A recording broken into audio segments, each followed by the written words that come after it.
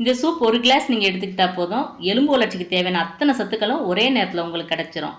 மூட்டு தேய்மானம், பல் சம்மந்தமான பாதிப்புகள்லாம் வராமல் தடுக்கிறதுக்கு இந்த சூப்பை வந்து மாதத்தில் 2 தடவையாக நீங்கள் எடுத்துக்கணும். அதே மாதிரி வறண்ட சருமம் உள்ளவங்கெல்லாம் இந்த சூப்பை குடிச்சிங்கன்னா தோல் வந்து நல்ல மினுமினுப்பாகி பார்க்குறதுக்கு வந்து ரொம்ப இளமையாக தெரியும். வணக்கம், welcome to foods of India. நம்ம உடலுக்கு தேவையான அத்தனை சத்துக்களையும் ஒரே நேரத்தில் தரக்கூடிய இந்த ஆட்டுக்காலை வச்சு இன்றைக்கி நம்ம ஆட்டுக்கால் சூப் எப்படி ரெடி பண்ணுறது அப்படின்னு தான் இந்த வீடியோவில் பார்க்க போகிறோம். ஆட்டுக்கால் சூப் ரெடி பண்ணுறதுக்கு நான் 2 ஆட்டுக்கால் கடையில் இந்த மாதிரி வெட்டியே வாங்கிட்டு வந்திருக்கேன். ஆட்டுக்காலில் இருக்க அந்த ரோமத்தெல்லாம் சுட்டுட்டு தான் எடுப்பாங்க. அதனால் பார்த்தீங்கன்னா இந்த மாதிரி மேலே கருப்பாக இருக்கும். இதை எடுக்காமல் அப்படியே நம்ம சூப் வச்சிட்டோம்னா சூப் வந்து டேஸ்ட்டாகவே இருக்காது. அந்த ஸ்மெல் வந்து யாருக்குமே பிடிக்காது. அதனால் மேலே இருக்க அந்த கருப்பு கலரில் இருக்க எல்லாத்தையுமே நம்ம கத்தினால நல்லா சுரண்டி எடுக்கணும். நம்ம வந்து அப்படியே சுரண்டோம்னா அது வராது. அதனால் அதில் கொஞ்சமாக நம்ம சுடுதண்ணி ஊற்றி அதுக்கப்புறம் கத்தினால இந்த மாதிரி நல்லா சுரண்டி எடுத்தோம்னா இது எல்லாமே அழகாக இந்த மாதிரி வந்துடும். பாருங்கள், அந்த ஆட்டுக்காலுக்கு மேலே எந்த அளவுக்கு அந்த வேஸ்டேஜ் இருக்குது அப்படின்னு. இப்போ இதே மாதிரி எல்லா ஆட்டுக்காலையும் நம்ம வந்து சுரண்டி எடுத்துடலாம். இப்போ சுத்தம் பண்ணி வச்சுருக்க இந்த ஆட்டுக்கால் கூட கொஞ்சமாக மஞ்சள் தூள் சேர்த்துக்கணும். இப்போ இது கூட திருப்பி நம்ம தண்ணி ஊற்றி 2 தடவை நல்லா கழுவி எடுத்துடணும். இப்போ கழுவி எடுத்து வச்சுருக்க ஆட்டுக்கால் வந்து தனியாக இருக்கட்டும். இப்போ ஆட்டுக்கால் சூப்புக்கு தேவையான மசாலா வந்து முதல்ல நம்ம அரைச்சி எடுத்துடலாம். ஒரு மிக்சி ஜாரில் 2 டீஸ்பூன் அளவுக்கு முழு மல்லி, 1 டீஸ்பூன் சோம்பு, 1 டீஸ்பூன் ஜீரகம், அப்புறம் 1.5 டீஸ்பூன் மிளகு. இப்போ இது எல்லாத்தையும் சேர்த்து நம்ம வந்து குறகுறன்னு அரைச்சி எடுத்துக்கணும். தண்ணி சேர்த்தும் அரைச்சிக்கலாம் அல்லது பவுடராகவும் அரைச்சி வச்சுக்கலாம். நான் வந்து பவுடராக தான் அரைச்சி எடுத்து வச்சுருக்கேன். பாருங்கள், இந்த மாதிரி குறகுறன்னு நீங்கள் அரைச்சி எடுத்து வச்சுக்கோங்க. இப்போ நம்ம ஆட்டுக்கால் சூப்பை வந்து ரெடி பண்ணிடலாம். அதுக்கு இந்த மாதிரி ஒரு ப்ரெஷர் குக்கரில் கழுவி எடுத்து வச்சுருக்க அந்த ஆட்டுக்கால் எல்லாத்தையுமே நம்ம சேர்த்துக்கலாம்.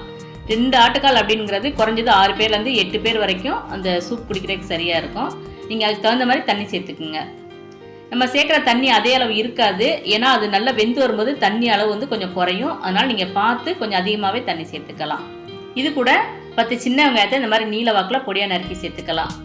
அப்புறம் 1 டீஸ்பூன் மஞ்சள் தூள், அப்புறம் 10 பூண்டை வந்து இந்த மாதிரி பொடிப்பொடியாக நீல வாக்கில் நறுக்குனது, அப்புறம் 1 இன்ச் அளவுக்கு இஞ்சியை வந்து இந்த மாதிரி பொடிப்பொடியாக நறுக்கி சேர்த்துக்கலாம். இஞ்சி பூண்டை இப்படியும் சேர்த்துக்கலாம், இல்லைங்க இஞ்சி பூண்டு பேஸ்ட்டாக 2 டீஸ்பூன் அளவு கூட சேர்த்துக்கலாம்.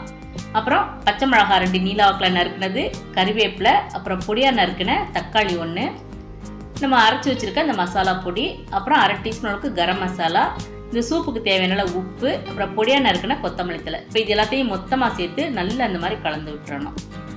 இப்போ குக்கர் மூடி போட்டு வெயிட் போட்டு இந்த ஆட்டுக்காலை வந்து 10லேருந்து 15 விசில் வரைக்கும் நம்ம நல்லா வேக வச்சு எடுத்து வச்சுக்கணும். 10லேருந்து 15ங்கிறது அடுப்பை வந்து மீடியம் ஃப்ளேமில் வச்சு அல்லது சிம்மில் வச்சு. நீங்கள் இதே சமயம் அடுப்பை வந்து ஃபுல் ஃப்ளேமில் வச்சு இது இந்த மாதிரி விசில் விட்டு வேக வச்சிங்கன்னா ஆட்டுக்கால் அந்தளவுக்கு வெந்திருக்காது. நீங்கள் இந்த மாதிரி அடுப்பை சிம்லையோ அல்லது மீடியம் ஃப்ளேம்லையோ வச்சு நல்லா வேக விட்டிங்கன்னா இந்த எலும்பை கடிச்சிங்கன்னா உங்களுக்கு வேஸ்டேஜே இருக்காது. அந்தளவுக்கு மாவு மாதிரி இருக்கும் இந்த எலும்பு.